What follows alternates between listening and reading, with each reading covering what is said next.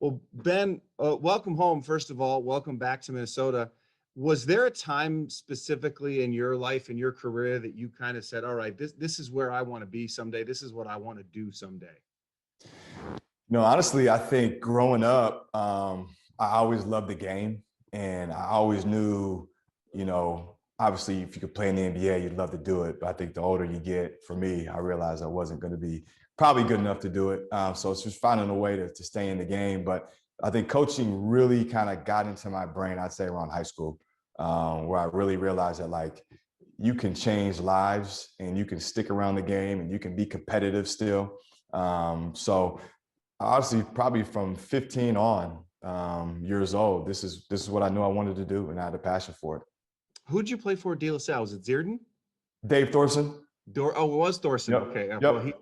he's a good Yep. guy to learn the ropes from. Oh yeah, he built that and taught us the culture piece, taught us the winning piece, taught us the competitive piece. He really kind of pushed the envelope and put that bug in my ear, to be honest. Yeah. You were an assistant at the U of M, obviously, and now you take over for the head coach that you used to assist for. What is that situation like? And have you had any conversations with Richard at this point? Yeah, no, he was great. He was kind enough to reach out yesterday, and I know he's as busy as I am trying to build a new program. So I appreciated that, and we went back and forth for a little bit. And he told me, if I ever need anything, to don't be shy, which I appreciate. He did a great job. To do what he did, with 2 tournaments, I believe an NCAA win, NIT championship. He laid the groundwork, and so now it's just my job to kind of take what he did and see if we can improve it, which I know we will.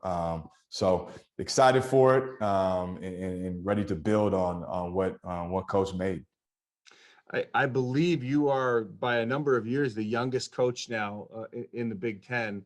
Does that youth benefit you in today's style of game with today's style of players and kids?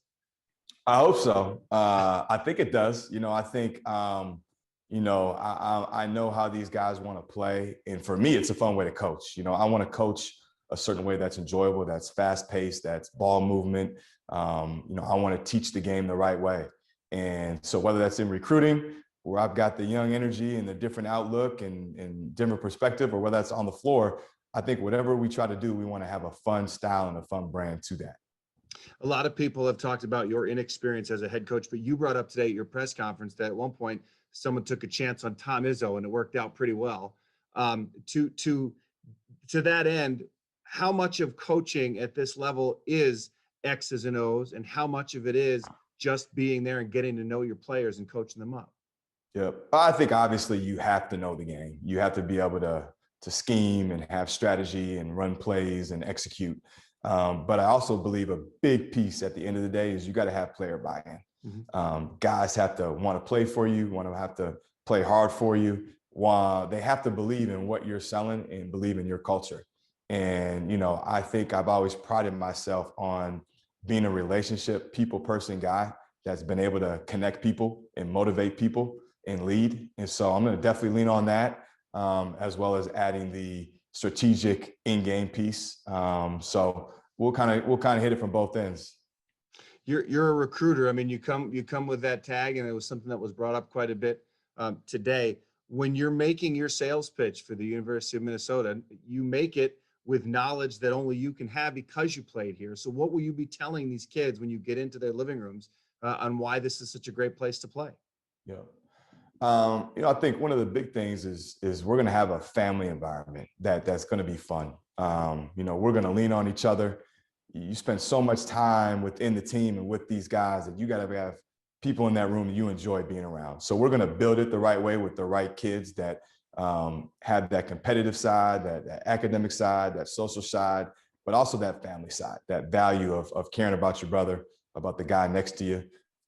So you're going to have bonds that will last for a lifetime, which is special and unique. And then I think the opportunity, obviously, playing in the Big Ten, to play in an unbelievable arena that to me is historic and is different, and to play in a place that people love their program. I think our fan base is unbelievable. I think when we do things the right way and come out and put the right level of talent, they're going to support it, and you're going to have that fan base that is willing to back you through ups and downs, through good and bad. And what kid wouldn't want that? And an opportunity to do it on the biggest stage in college basketball in the Big Ten. In building up this program, the transfer portals obviously changed things from when you played quite a bit. I mean, guys can move around a lot easier now.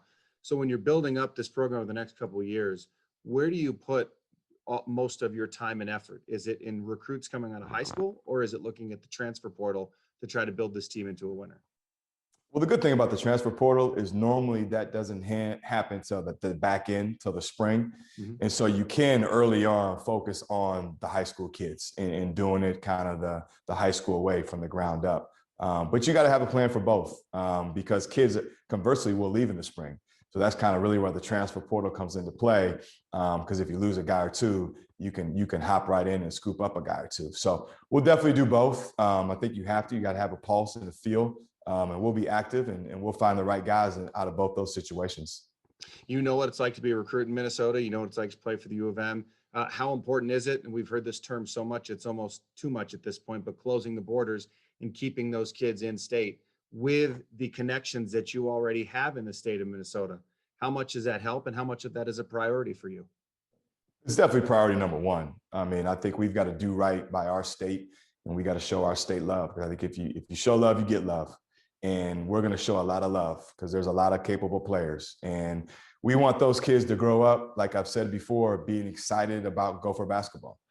We want the young generation to have a fire to play at Williams Arena and to have a fire to put that maroon and gold jersey on. And so it's our job to go out there and sell and promote and market, but more importantly, to win. And we got to have a product that's successful, that people want to be a part of, that's engaging and entertaining and fun. And I know we'll do that. And so, we'll hit the ground running. We'll make sure we do right by everybody in the state, and we'll hopefully come out successful and land a couple of big time players.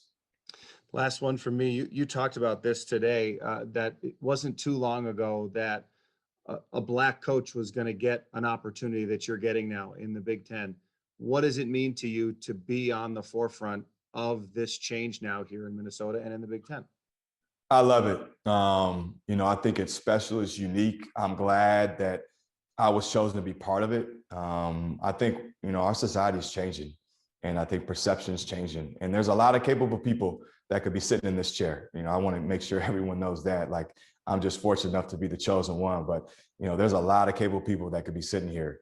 But it's my job to take who I am and what I am, which I recognize and I wear with pride, and do things the right way so that the next guy has the same opportunity. So I think that's key, to do it right and to hold myself the right way, to have success, so that it can open up doors for other people.